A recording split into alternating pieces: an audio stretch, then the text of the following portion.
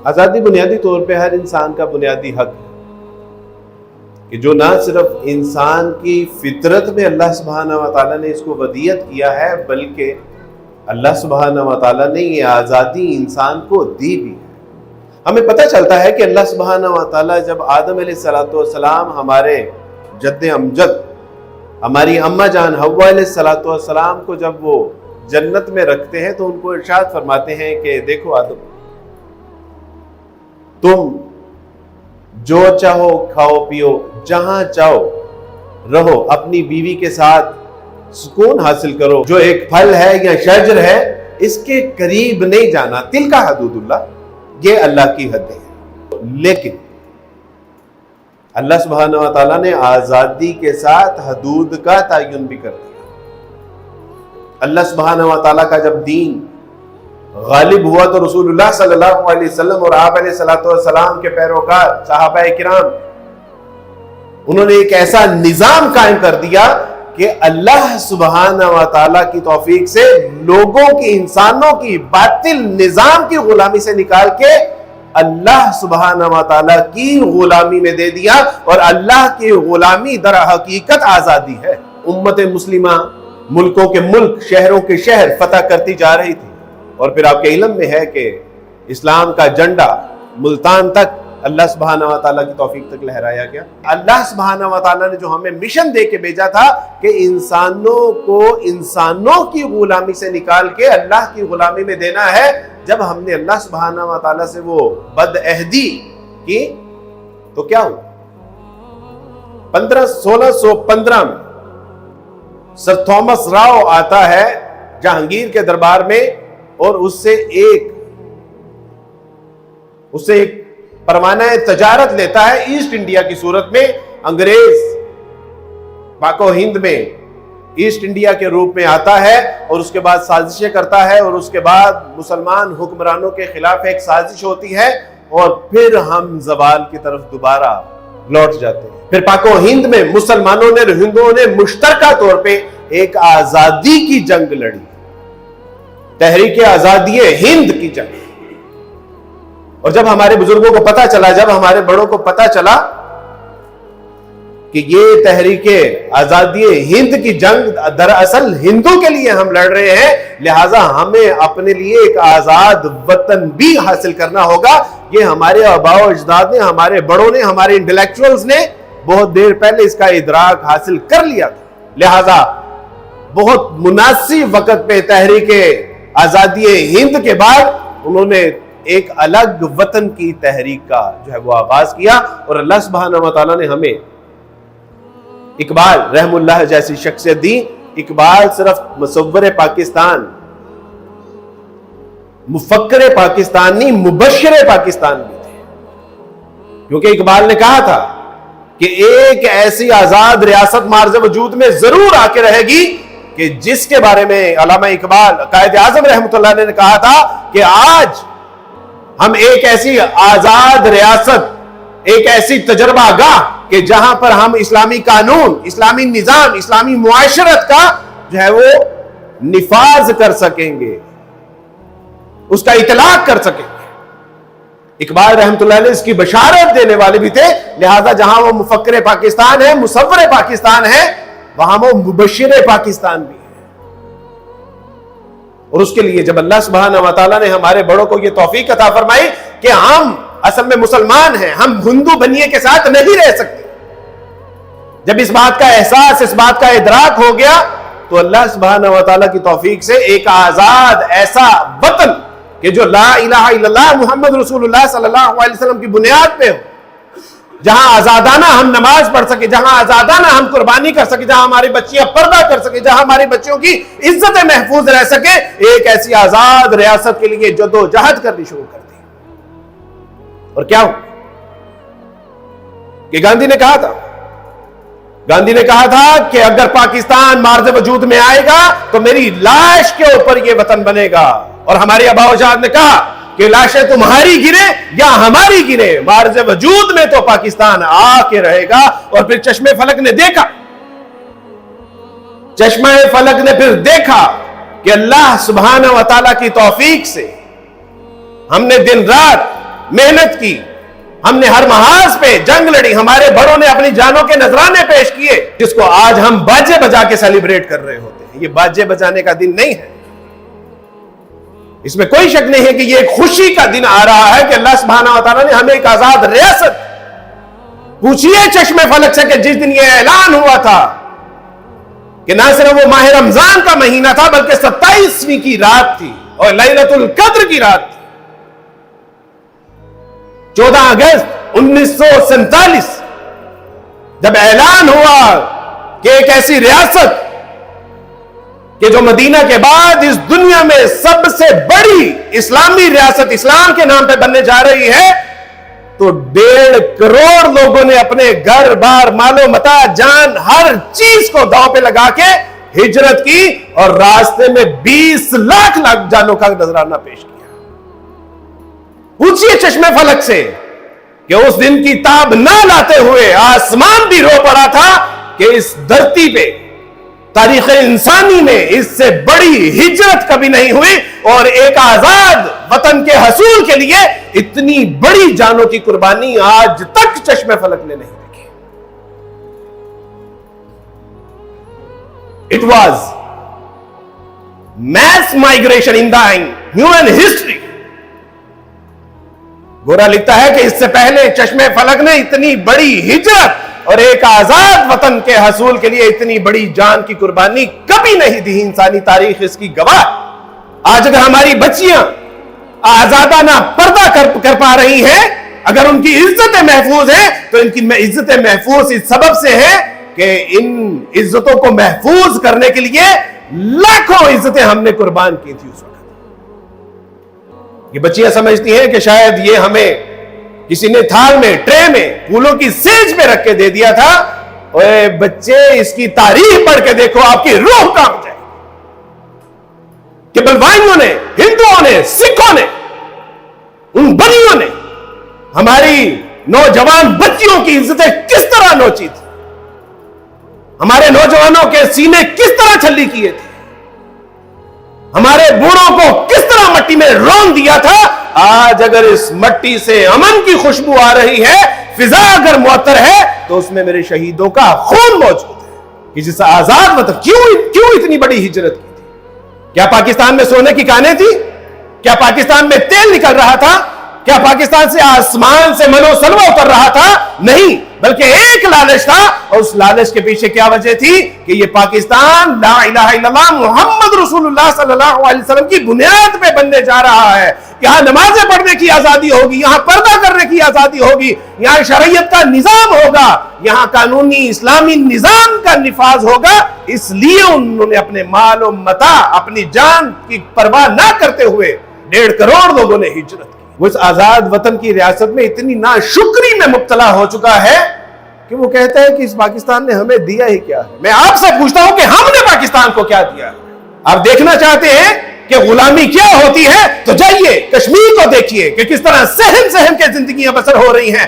آپ دیکھنا چاہتے ہیں, جائیے شام میں جا کے دیکھیے. آپ دیکھنا چاہتے ہیں, عراق میں جا کے دیکھیے. آپ دیکھنا چاہتے ہیں, آپ روس میں جا کے دیکھیے. آپ دیکھنا چاہتے ہیں, افغانستان میں ہم نے دیکھا کہ کس طرح وہ بیچارے زندگی بسر کر رہے تھے, اور انہوں نے, وہ جانتے ہیں کہ آزادی کی قیمت کیا ہوتی ہے, اسلامی آزادی کی قدر کیا ہوتی ہے. یہ باجے بجا کے سیلیبریٹ کر دینا, یہ اللہ کے عذاب کو دعوت دینے کے مترادف ہے.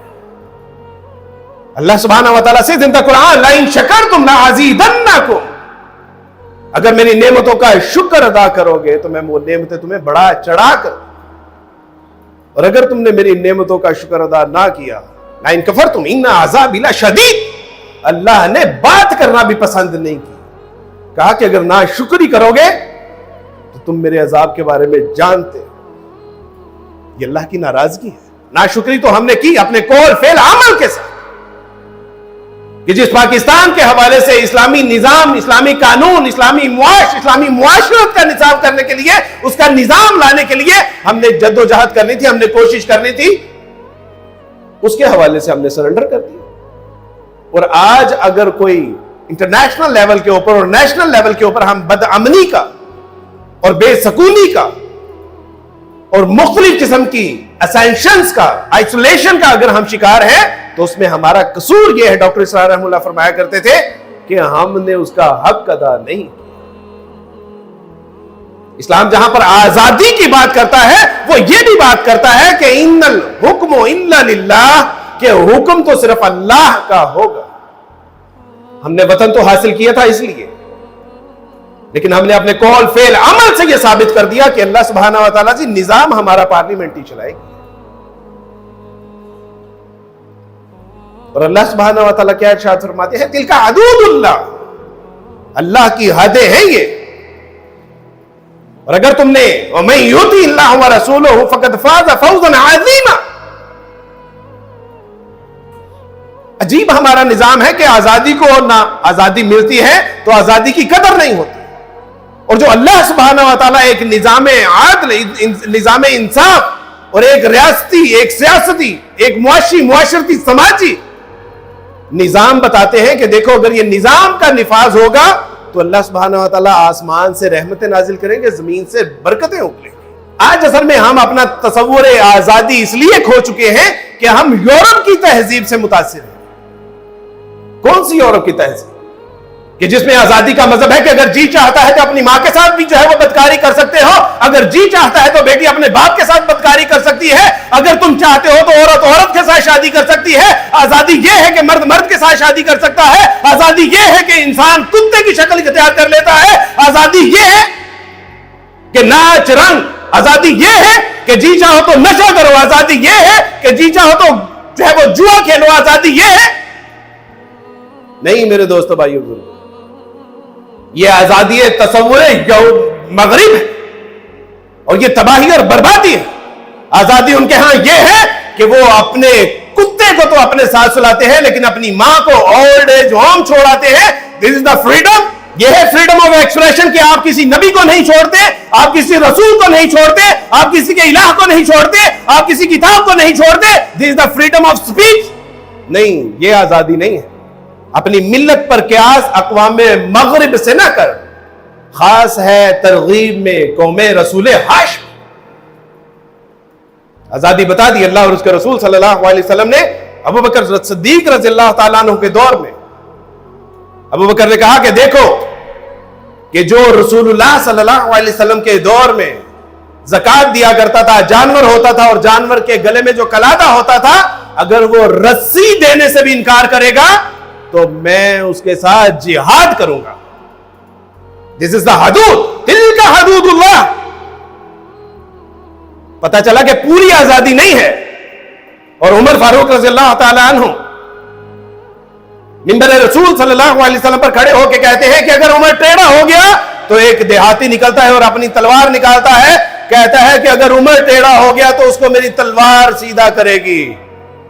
This is the freedom of speech، یہ ہے آزادی۔ اور ہم سمجھ بیٹھے کہ شاید یہ فریڈم آف سپیچ جو گورے کے یہاں ہے، اصل میں تو یہ آزادی نہیں میرے دوستو۔ ہماری بچیاں سمجھتی ہیں کہ آزادی، freedom of speech, freedom of expression یہ ہے کہ ہم اپنے بالوں کو کھلے بندوں لہرا سکیں، ہم چست لباس اور کم لباس پہن کے بازاروں میں گھوم سکیں۔ میری بیٹی، میری بہن، اگر یہ آزادی تہذیب ہے، اگر یہ فریڈم آف سپیچ ہے، اگر یہ فریڈم آف ایکسپریشن ہے، اگر یہی ماڈرنزم ہے، یہی آزادی تصور ہے، تو پھر جانور تو کوئی کپڑے نہیں پہنتے بیٹا، پھر وہ تم سے زیادہ ماڈرن ہے۔ اب دیکھیے کہ پاکستان سے تکلیف کیا ہے، کیوں پاکستان کے پیچھے پڑے ہوئے ہیں۔ کبھی پاکستان کی لڑکیوں کو مس ورلڈ بنانے کے چکر میں ہے، کبھی مس یونیورس بنانے کے چکر میں ہے، کبھی ان کو جو ہے وہ کسی طرح سے جو ہے وہ منظر عام پہ لانے، کبھی پورن ویڈیوز میں ان کو انوالو کرنے کی کوشش کرتے ہیں۔ کیوں؟ کیونکہ ان کو خطرہ پاکستان سے، جو نیو ورلڈ آرڈر ہے، جو یہودی سازش ہے، جو پوری دنیا پہ وہ اپنا پنجہ گاڑنا چاہتی ہے، اس میں اگر سر فہرست کوئی ہے تو وہ پاکستان کے مسلمان، غیور نوجوان مسلمان۔ فلسطین سے ہجرت کرنے والی 4 بچوں کے ساتھ ایک عورت، میں نے اس سے پوچھا کہ آپ نے فلسطین سے پاکستان میں ہی ہجرت کیوں؟ تو وہ فرمانے لگی کہ عبدالوارث بھائی، میں نے دیگر مسلم ممالک کا مطالعہ کیا، ان کو باغور پڑھا، سمجھا، पाकिस्तान से बेहतर कोई मुल्क मुझे नजर नहीं आया कि जहां इज्जतों का दिफा हो सकता है, इज्जतों की हिफाजत हो सकती है, जहां इस्लाम कमजोर ही सही लेकिन चले किसी ना किसी शक्ल में मौजूद तो है। आज भी यहाँ पे दाढ़ियां रखी जाती हैं, आज भी यहाँ पे टोपियां पहनी जाती हैं, आज भी यहाँ बुर्का पहना जाता है, आज भी इस्लाम के नाम पे अपनी जानों के नजराने पेश किए जाते हैं। उसने कहा कि मुझे पाकिस्तान से बेहतर कोई मुल्क नजर नहीं है। वो एक मां कि जिसका बेटा सरहद पे शहीद होता है तो एक एंकर उसे पूछता है कि मां जी आपका बेटा शहीद हो गया, आप इसके बारे में क्या कहेंगे? उसने कहा कि बेटा वतन की हिफाजत के लिए, इस मिट्टी की हिफाजत के लिए, अपने आबा और अजदाद का आजाद करदा वतन, उसकी हिफाजत के लिए अभी तो मैंने एक बेटा कुर्बान किया है, अगर मेरे 10 बेटे भी होते तो इस वतन के ऊपर निशार कर देती। आज भी इस वतन में वो वफा है कि 14 अगस्त के मौके पर एक पठान बच्चा अपनी छोटी सी संदूकची लेके बैठा हुआ है और वो कहता है कि 14 अगस्त की खुशी में मुफ्त बूट पॉलिश करवाइए। कहां से लेके आएंगे ऐसा वक्त, कहां से लाएंगे ऐसी कौम, कहां से लाएंगे ऐसी मिल्लत? आज भी इस वतन में वफा है, इसकी मिट्टी में वो जफा है, इसलिए गोरा इससे डरता है, इसलिए आपको और मुझे, हम सबको खराब करने के लिए वो तरह तरह के हथकंडे इस्तेमाल कर रहा है। और बहैसियत मुसलमान मेरे और आपके जो जिम्मे अल्लाह सुब्हानहू व तआला के दीन की खिदमत, दीन का निफाज, दीन की दावत व तबलीग और इस पाकिस्तान के हवाले से जो किरदार बनता है, मेरे दोस्तों भाइयों बुजुर्गों, हमें वो अदा करना पड़ेगा। इस वतन में